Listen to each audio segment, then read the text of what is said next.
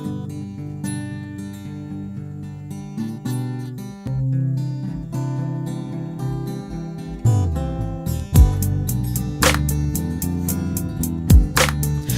jour en jour, on s'interroge sur l'avenir des jeunes qui se livrent à des choses inutiles et disent que ça fait partie de leur expérience. Une véritable abomination de voir les jeunes sombrer dans l'alcool et la drogue qui n'ont pas une importance.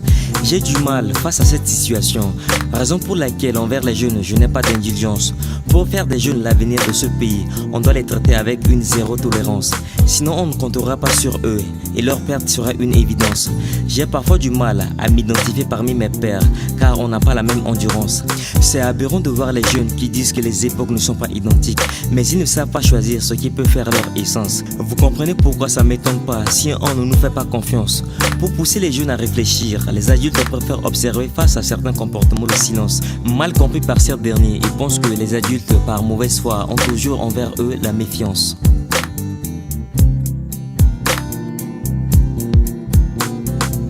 Dis-moi si notre culture prend la pornographie, l'irrespect et la prostitution.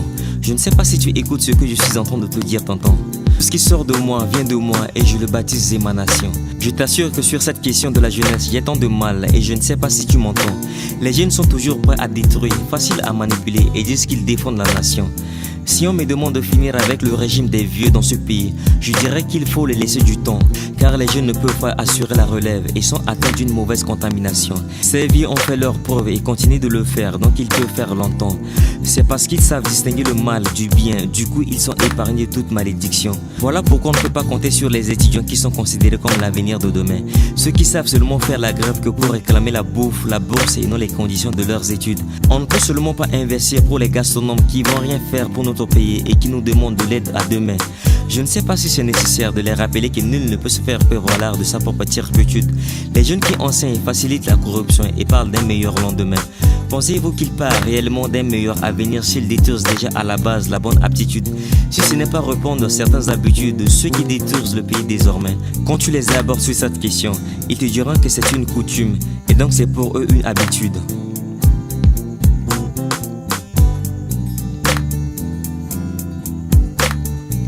La vie est simple, mais pour avoir les bonnes choses qu'elle contient, il faut se battre. Se battre pour se faire une place, pour son identité et pour ne pas partir sans trace. Je t'assure que les jeunes ne savent pas s'y prendre et se laissent battre. Ils diront certainement que c'est faute de moyens et oublient que la sagesse et l'intelligence sont des moyens efficaces pour affronter les situations en face. Une attitude pareille nous laisse toujours de doute sur l'avenir de Centrafrique. Du fait que ceux qui nous gouvernent aujourd'hui ne vont pas rester éternellement avec leurs techniques. Quand on parle du développement de la RCA, les gens regardent que Bangui. Pourtant les jeunes dans ce pays sont représentés sur tout le plan géographique. Une situation qui nous pousse à réfléchir sur ce que chaque jeune fait dans son secteur pour faciliter le développement pacifique. Depuis que je suis né en Centrafrique, je n'ai jamais vu un vieux braqueur. Plutôt les jeunes. Je sais que tu comprends déjà pourquoi j'appelle ce texte émanation.